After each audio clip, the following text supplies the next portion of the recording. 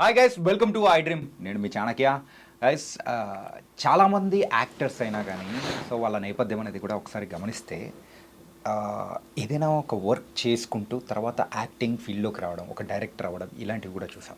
అలాంటి కోలోనే మరి శ్రీనివాస్ నాయుడు గారు, మరి ఆయన చూడగానే అరే ఈయనను మొన్నే సంక్రాంతికి వస్తున్నాలో చూసాం కదా అని చెప్పేసి అలా గుర్తుపట్టేస్తుంటారు కదా. ఎస్, మరి ఆ శ్రీనివాస్ నాయుడు గారు ఫస్ట్ ఒక ఆర్టీసీ కండక్టర్ నుంచి ఇలా యాక్టింగ్ ఫీల్డ్లోకి ఎలా వచ్చారు, అండ్ మధ్యలో ఆ ఒక జర్నీ అనేది కూడా అంత ఈజీగా కూడా ఉండదు ఎవరికైనా కానీ. సో అలాంటి ఫేజ్ అనేది కూడా ఎలా ఫేస్ చేశారు, దాని నుంచి ఎలా బయటపడడానికి ఏమేం చేస్తున్నారు, యాజ్ యాక్టర్గా ఎంత స్ట్రగుల్ అవుతున్నారు, ఇలా బోల్డ్ అనే విషయాలు అనేది కూడా ఆయనతో మాట్లాడతాం. హాయ్ సార్, నమస్తే సార్.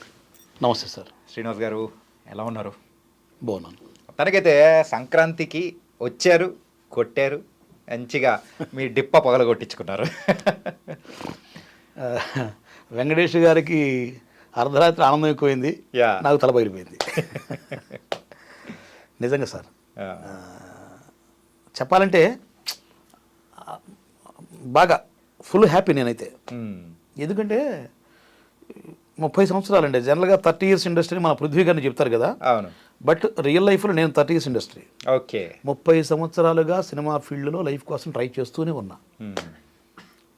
ఇప్పుడు చిన్న గుర్తింపు, మళ్ళీ ఇది పెద్ద గుర్తింపు కూడా కాదు.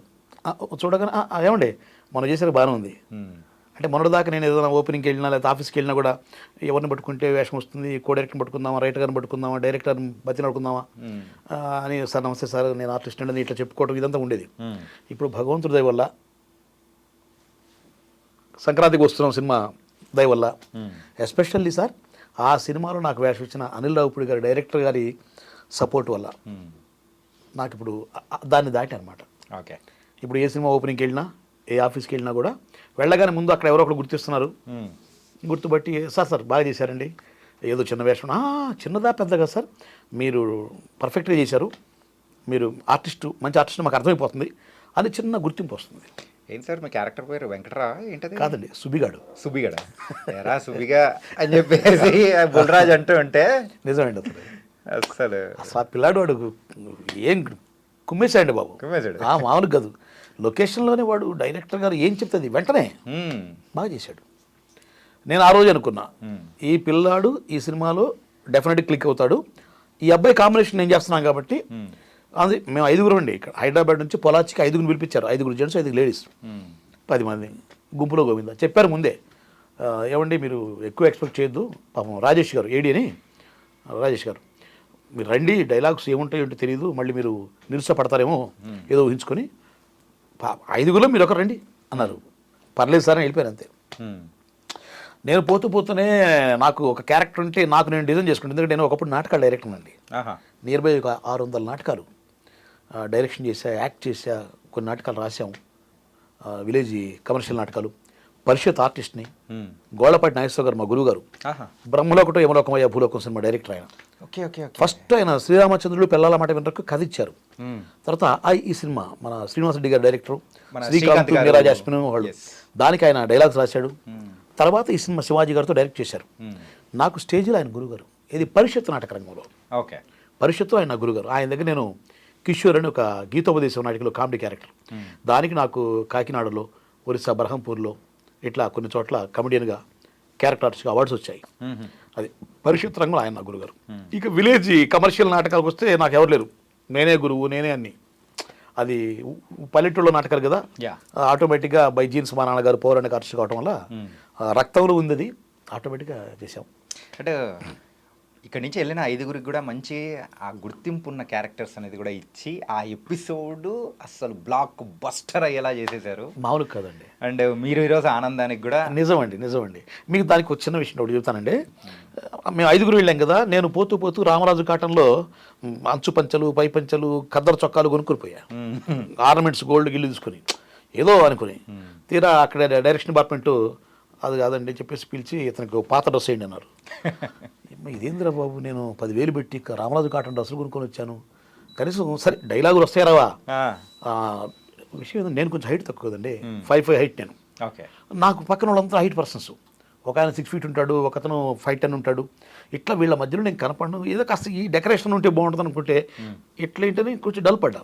కానీ ఆ కాస్ట్యూమ్ వేసుకున్న తర్వాత ఈయనకి తలకు కట్టు కట్టండి అన్నారు. తలకు గట్టగట్టండి అదే తలకు కట్టు కట్టండి అని ఎప్పుడైతే అసోసియేట్ చందు గారు మేకప్ మ్యాన్తో చెప్పాడో నాకు అర్థమైంది. నేను నాటకాలు ఇవన్నీ చేశాను కదా, అంటే ఏదో ఉంది ఇక్కడ. నాకు తలకు కట్టు కడుతున్నారంటే ఈ 5గురిలో నాకు ప్రయారిటీ ఉంది, ఏదో నాకు దెబ్బ తగిలి ఉంటుంది, కట్టు కట్టారు అంటే ఏదో ప్రాబ్లం ఉంటుంది. అంటే అసలు సీన్ ఏంటి, ఎవరితో మాకేం చెప్పలా. నైట్ అంతా జర్నీ చేసి వెళ్ళాం, మార్నింగ్ లొకేషన్కి వెళ్ళిపోయాం అనమాట. అవి కట్టు కట్టారు. నెక్స్ట్ అంటే డైరెక్టర్ పిలుస్తున్నారు, అందరం వెళ్ళిపోయాం. ఆయన పిలిచేశారు, చక్కగా పిలిచి రండి అని చెప్పేసి సీన్ చెప్పారు. ముందు వెంకటేష్ గారు ఐశ్వర్రాజేష్ ఇట్లా మిద్దెల మీద డ్యాన్స్ చేస్తుంటే ఆయన కాలు తగిలి పెంకు పడుతుంది, మీ తల పగులుతుంది అది అని చెప్పారు. ఓహో అమ్మాయి అంటే వెంకటేష్ గారితో నాకు ప్రాబ్లం వచ్చింది. సో ఇప్పుడు మీకు తల పగిలింది, దెబ్బ తగిలింది, మీకు రక్తం కారుతుంది, ఇప్పుడు కూడా అది రెడ్ వేసారు పైన, రెడ్ ఉండాలి చెప్పారు డైరెక్టర్ గారు. ఓకే, మీకు మంట పుడుతుంది, మీ కోపం, మీ మంట, మీ నొప్పి ఈయన మీద చూపించాలి వెంకటేష్ గారి మీద. వెంకటేష్ గారు ఎదురుగా నిలబడి ఉంటారు, ఆయన బట్టలు తింటూ ఉంటాడు.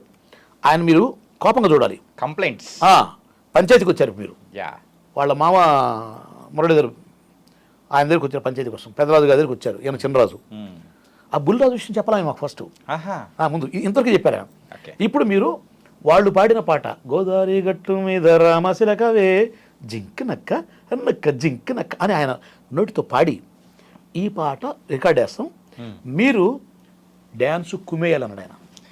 డైరెక్టర్ ఇదే మాట ఉంది, మీరు కుమ్మేయాలి అంటే ఆయన మీద ఉన్న కోపం, పంచాయతీకి వచ్చిన ఆవేశం, ఇది మొత్తం మీ తల కట్టుకుంటున్నారు. మీ పేరు శ్రీనివాస్ గారు, మీరు కనపడాలి బాగా, మీరు బాగా మీరు మీదే ప్రాబ్లం, దెబ్బ మీకే అన్నాడు. సరే సార్, ఆ రికార్డ్ ఆన్ చేశారు, అందరూ డ్యాన్స్ చేస్తున్నారు. నేను నిలబడి 1 2 3 4 5 6 7 8 కౌంటింగ్ అంటే నేను డ్యాన్స్ టచ్ ఉంది నాకు. చిన్నప్పటి నుంచి స్కూల్ డేస్ నుంచే మనకు క్లాసికల్ డ్యాన్స్ చూసి కొంచెం అట్లా ఉన్నాయి. తర్వాత స్టేజ్ నాటకాలు డ్యాన్స్ మాస్టర్ని, ఇక్కడికి వచ్చినా కూడా నాకు ఆ డ్యాన్స్ టచ్ ఉంది.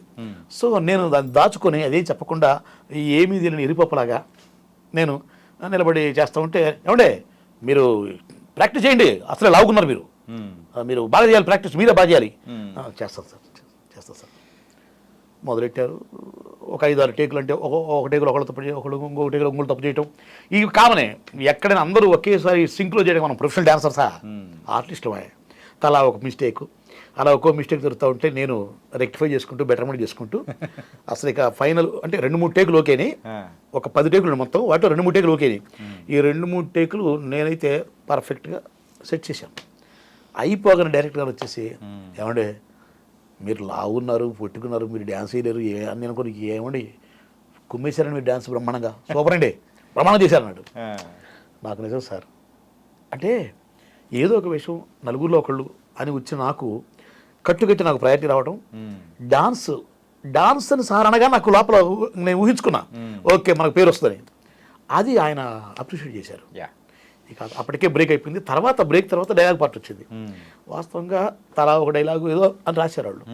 కానీ తర్వాత సూర్య గారు అని అసోసియేట్ గారు వచ్చి పిలిచి, ఏమండి ఇట్లా నుంచి పిలిచి డైలాగ్ చెప్తున్నారు, చిన్న చిన్న కొట్టివేతలు ఉన్నాయి, కరెక్షన్స్ చేంజెస్.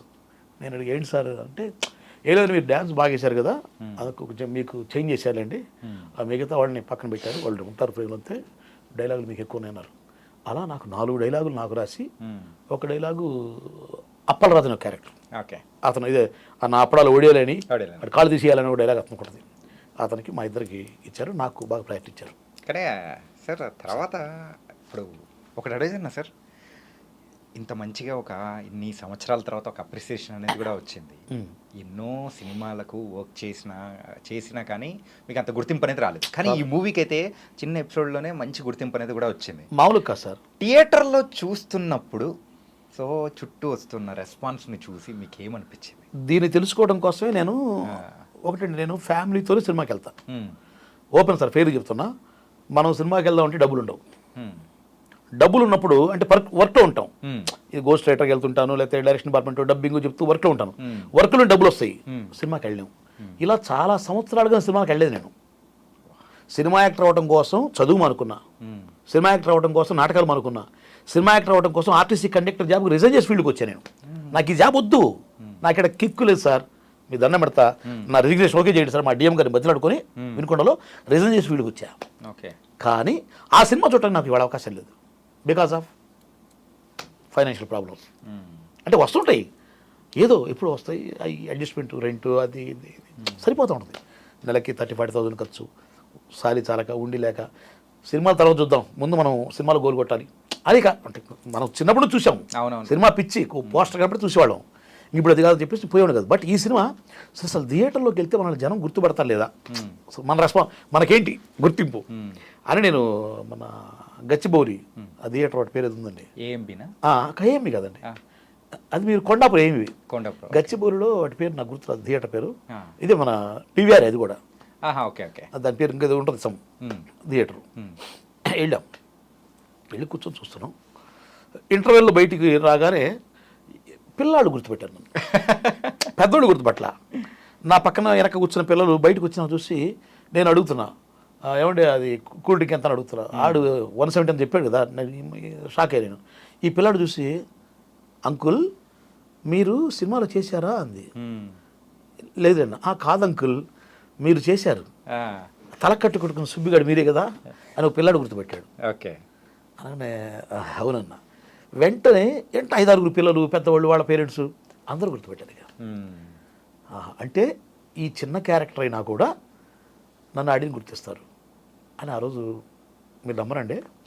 అంటే నేను రియల్గా ఇప్పుడు ఎమోషను, నాకు గుర్తింపు కావాలని సినిమా ఫీల్డ్లో ట్రై చేస్తే వేషాలు చిన్న చిన్న వస్తుంటే ఇది కాదు, మనకు ఎలివేషన్ కావాలి అని 1,40,00,000 పెట్టి సినిమా తీశాను నేను. ఎప్పుడు సార్? 2013 మే 10 రిలీజ్ డేట్. వేణుమాధవ్ అన్నయ్య, నేను ఇద్దరు హీరోలం. ఆ మూవీ పేరు పాండవులు. 15 మంది కమెడియన్స్, ఆదిత్య మ్యూజిక్, సాంగ్స్ మామూలు కాదు. కష్టపడి 3.5 years కష్టపడి సినిమా చేసిన.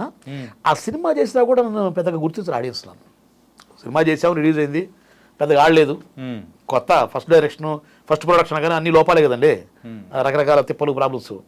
బట్ ఒక చిన్న వేషం ఈ సినిమాలో చేస్తే ఇవాళ అందరూ గుర్తిస్తున్నారు. ఏమంటే అంతకుముందు నేను ఏదైనా లొకేషన్కి సినిమా ఓపెనింగ్కి వెళ్తే వెతుక్కోవాలి నేను, ఎవరు కో డైరెక్టర్, ఎవరిని పట్టుకుందాం, ఎవరిని పట్టుకుంటే వేషం వస్తుంది. ఇవాళ భగవంతుడి దయ వల్ల, ఒక మాట చెప్పంటే అనిల్ రావుపూడి డైరెక్టర్ గారు దయ వల్ల ఆయన దగ్గరికి నన్ను ఈ వేషాన్ని నన్ను పిలిపించిన సత్యంబాబు గారు అండి, చీఫ్ కో డైరెక్టర్. ఆయన 3 ఏళ్ళు వెంటబడ్డాను.